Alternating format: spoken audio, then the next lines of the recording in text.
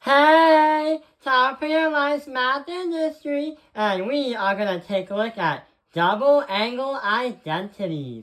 So recently, we've been learning all about the trigonomic functions, such as the sine, the cosine, the tangent, cosecant, secant, and the cotangent. But we've also been learning about the three Pythagorean identities. Well, what happens if I told you that there are more identities that we're going to take a look at? Double angle identities. So this is going to be an introductory video on what they are. So here's what happens. So right over here, there's nothing but a function. Yeah, a trigonomic function. So what we're going to do is we're going to try and solve it. Okay. But why can't we just solve it by saying, go on the calculator and type the sine of 15 degrees, and bam, you get 0.2588. Okay, so you get 0.2588. Okay, that's helpful, but what if there is a time when you don't have a calculator? What happens if you wanted to solve this using actual mathematics by hand, without using the technology that they offer? This is a really big question. So what can we do? Well, what we can do is, why can't we have two different things that add or subtract up to 15 as a sign and see what happens? So why don't we instead say, because recently we've also been learning about like the three right triangles that are common, why can't we say the sine of 30 degrees divided by 2? You can't really do that. That's because if I draw a unit circle right here,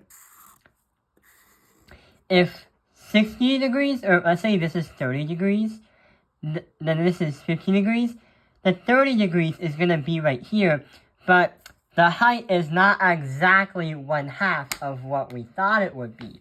So this was a great idea, and this is what many pre-cal students first think about, but it's not exactly what they actually wanted, and it's not exactly accurately 1/2.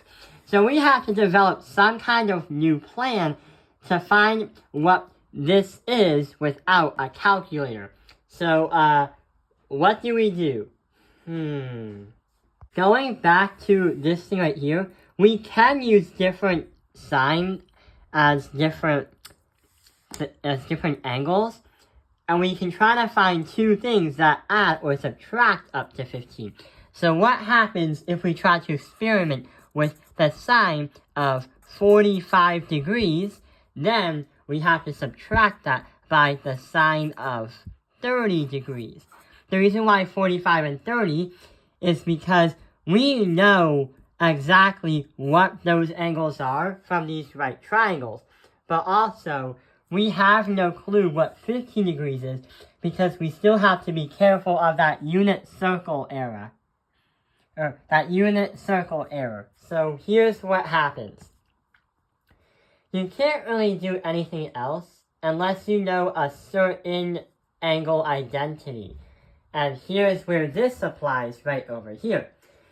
We can't really do anything until we learn about what this formula is.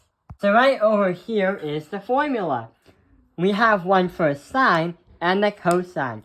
We'll talk about the tangent one later, because that is a little bit different. So here's what happens. When you have the signs that subtract a and b together, that is the same thing as saying the sine of a multiplied by the cosine of b minus the cosine of a multiplied by the sine of b. So basically what the problems are trying to do is, you will put in what you got right over here, but what else is, when you do the math right here, you'll get to a simplified answer, and if you do that, you'll finally get a close answer to what you would get on a calculator if you would have. So let's see what actually happens. So we have the sine of 45 degrees minus the sine of 30, which we've already inserted for right here, the sine of a minus b. Now we have to play around the sine of A and the cosine of B. So then we have to equal that, the sine of 45 degrees, and then we have to multiply that by the cosine of 30 degrees. Then we have to subtract that by the cosine of A, which is 45, and we have to multiply that by the sine of 30. I know it's a lot of craziness because there's a lot to write of, but we know that the sine right here, this is going to be A, and this is also going to be A for the degrees. And for the B, we're going to say that the 30s are going to be the B values. So that is what's going to happen. We have A right here, and we have B right here.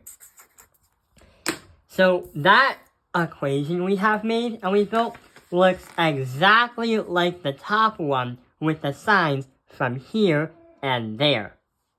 Now all we have to do is use the triangles to help us out. We can't simplify unless we rightly have the right triangles. So notice how each triangle has like a different number or fraction, which are numbers. We're going to insert those depending on what angles that show and put them right over here. For example, we don't mess with these two because that is sort of like our direction sheet. So we're going to split that in half. So now all we got to do is focus on focus on this side. So the sine of 45 is going to be radical 2 divided by 2. Because that is going to be the sine from here, radical 2 divided by 2. For the cosine, we're going to receive radical 3 divided by 2. And we multiply it. That's because the cosine is going to be from here to here. Actually, wrong triangle. It's the cosine of 30 degrees is radical 3 divided by 2. So that's why it's this one. Then we have to subtract by radical 2 divided by 2, because that's the cosine 45, and the sine is going to be 1/2. And we have to multiply these two.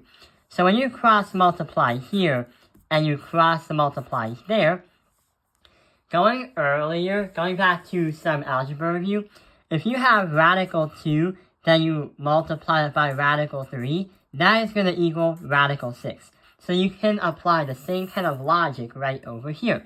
So you get radical 6 divided by 4, and you subtract that by radical 2 divided by 4.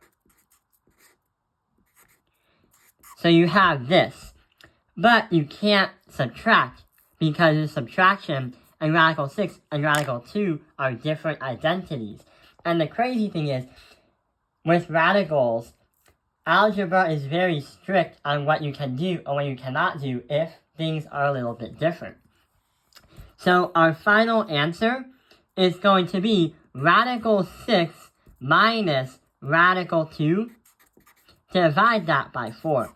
And if you were to insert that into a calculator, you would get an answer that's not exactly 0.2588, but similarly, because the sine of 15 degrees on a calculator goes to a very, very small number as you move forward.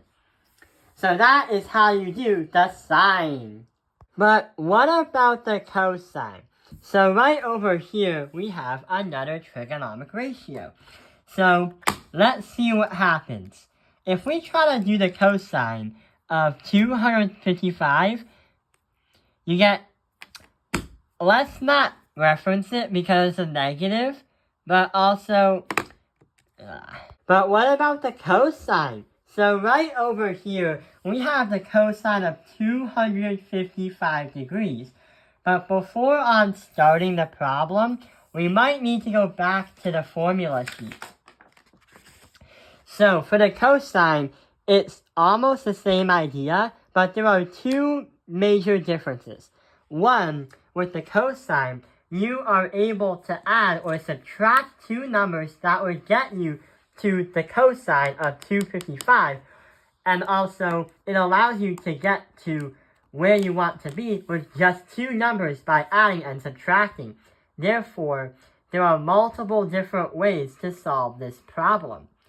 Another thing we should take a look at is just like how the sines and the cosines are meshed together, the sines and the cosines are actually, he's a sine and a sine and a cosine and a cosine. Two cosines are together, and two cosines are together, and two sines are together. One more thing before we start the problem. If you add two numbers, that will get you to 255. You must subtract when you do the second part. If you subtract and go over to get to 255, then you must add to get to your final answer in the second part. So, normally I just like to do what my brain does, and it usually tries to make things easy and simple. So what we're going to try and do is we're going to add. So about cosine of 255, we're going to say that that is going to be equal, or two numbers that add up is going to be the cosine of 210 plus 45. But wait. Why 210? Because 210 doesn't look like an angle on one of these right triangles. But wait. The rule never said it had to be part of a right triangle. It could make a right triangle. The reason why, if you take a look at a unit circle, right over here, 210 would be just about here. And what happens is it forms a right triangle. So 210 has a reference angle of 30 degrees. That's because 210 minus 30 is 180 degrees. So we can make it happen. So here's what's going to happen. We're going to say the cosine of 210, then we have to add by 45. Earlier I said subtract, but we're going to add so we can get to 255.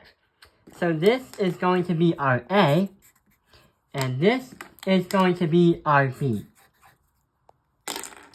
So going to the problem and the formula, we have to do the cosine of A and the cosine of B. So what happens here is we are going to say it's going to be equal to the cosine of 210 multiplied by the cosine of 45 degrees. Then, since we added, we must subtract. Do the opposite in the second part of the math problem. So you're going to say the sine of 210 and the sine of 45. So we have, here's A, and here's A, with 210. And here's B, and here's B. So see how we compared the formula with the problem and vice versa?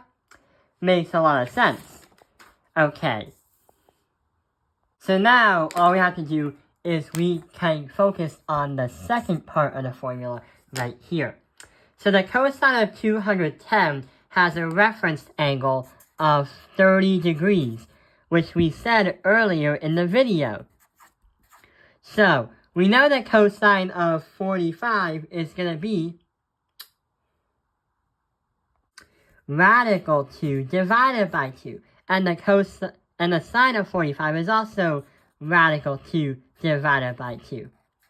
But what about the cosine? The cosine of 45 is radical 2 divided by 2. And the sine of 45 is also radical 2 divided by 2. Because of the right triangles right here. What about the cosines of 210 with a reference angle of 30 degrees? Well, the reference angle is 30 degrees, and the cosine is going to be 30 degrees. So the cosine is going to be on the bottom, which is radical 3 divided by 2. So right here, radical 3 divided by 2, and here is also going to be 1/2 being multiplied on the sine 210. The reason why is the sine, the opposite of a 30-degree reference angle is 1/2. So when you do the math, but when you subtract them, but wait, it's going to be negative 1/2 because you're having a negative sign, but also if you look at a unit circle, the sign is going to be negative. So right here is a negative sign. Wait, it should be the opposite way. It should be the opposite way. Actually, it's actually the right way. A negative sign. Just checking.